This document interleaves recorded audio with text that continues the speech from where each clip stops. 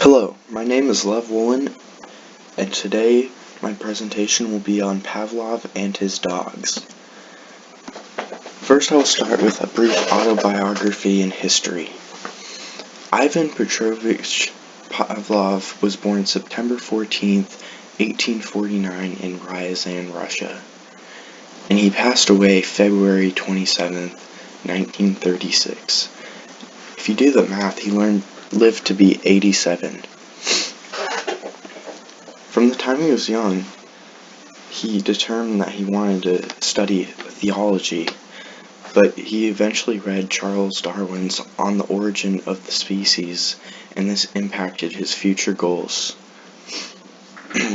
He realized that he wanted to study physiology, or someone who studies the functioning of living organisms. It's surprising that he made such an impact on psychology, because he didn't like psychology in the first place. He wanted to study the functioning of living organisms. He's famous for discovering classical conditioning, which is learning that relies on associating a natural stimulus with a biological one, and he was awarded the Nobel Prize in 1904 for his work in digestive secretions in physiology. Bringing the dogs. So Pavlov is famous for his dog experiment. As I was saying, he studied physiology, so he was studying the digestive system of dogs at the time. He noticed that the dogs would salivate even when there was no food.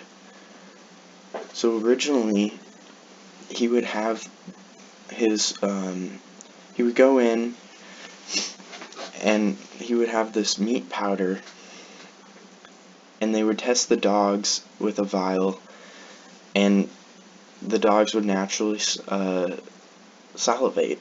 That was the natural biological response, salivation.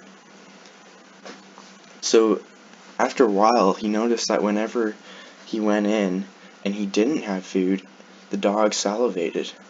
So he realized that something was up. So this intrigued him, and it made him want to recreate this situation. So the famous experiment involves an unconditioned stimulus, an unconditioned response, a neutral stimulus, and a conditioned stimulus, and a conditioned response.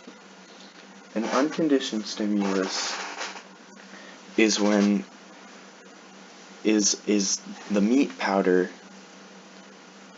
because it produces a biological response. The unconditional response is the salivation. The neutral stimulus in Pavlov's experiment was the bell. The bell alone, without repeated trials, raised no response.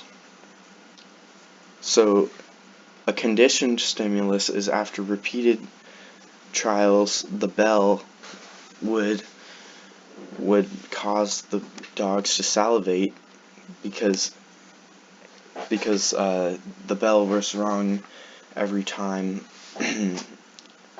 that the dogs would get the meat powder. So it's just like his footsteps being the conditioned stimulus to the salivation of the dogs. He recreated in his experiment the bell to make the dogs salivate.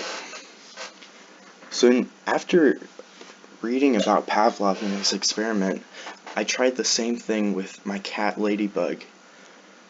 So I feed my cat treats, and I wanted my cat to be on my bed when I said treaty treat,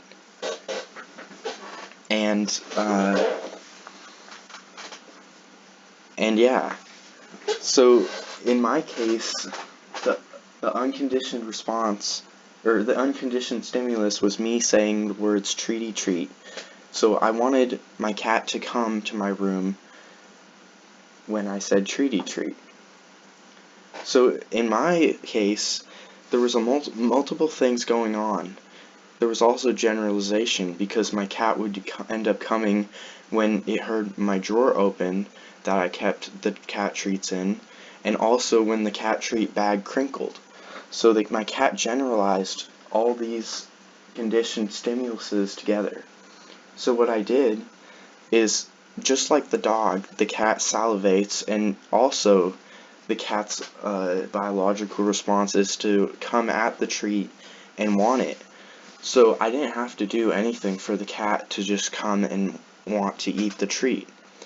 So when the cat was in my room, I tried to associate the words treaty treat with giving it the treat. And in turn,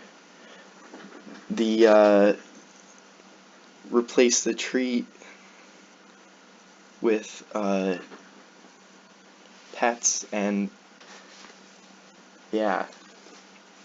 So after a while, when I said treaty treat, my cat just came running down the hallway into my room, and even if I didn't give it the treat, it would still go to my bed. So that's my experience in real life with Pavlov's ideas. Pavlov impacted many schools of thought. He even established behavioralism.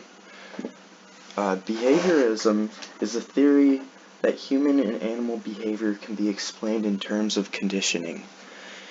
Alone, Pavlov was not behavioralism, but he was the springboard for psychologists like John B. Watson and B.F. Skinner.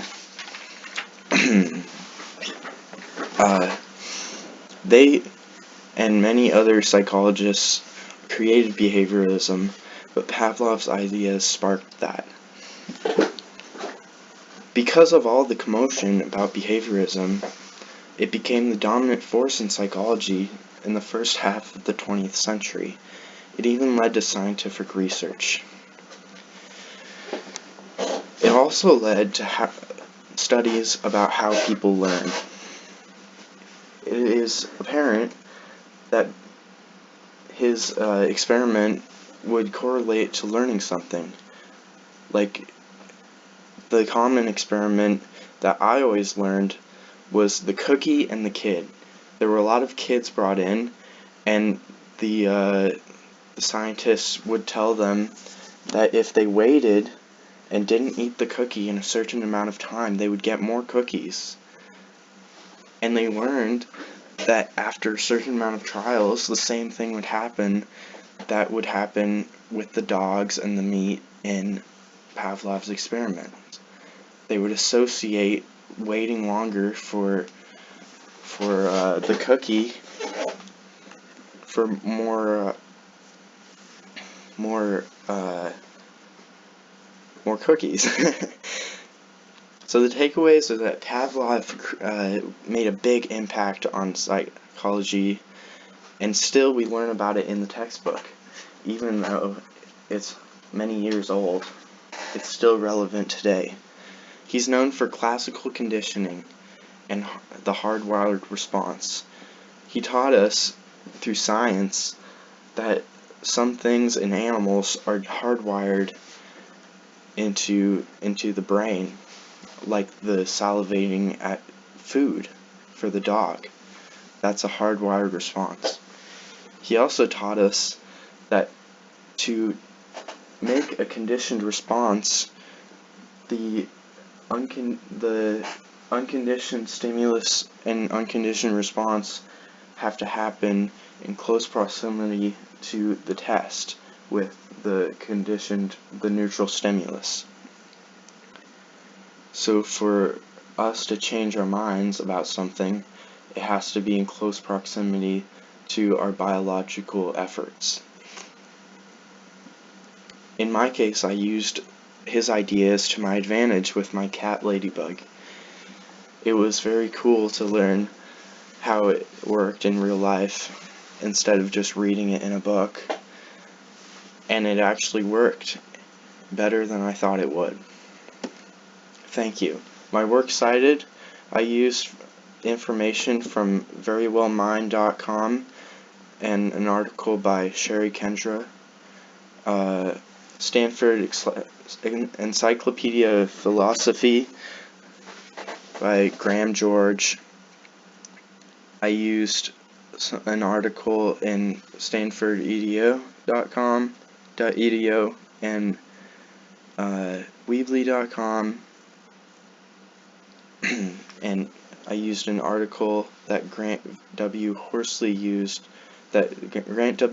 wrote in Encyclopedia Britannica, and that's all. Thank you.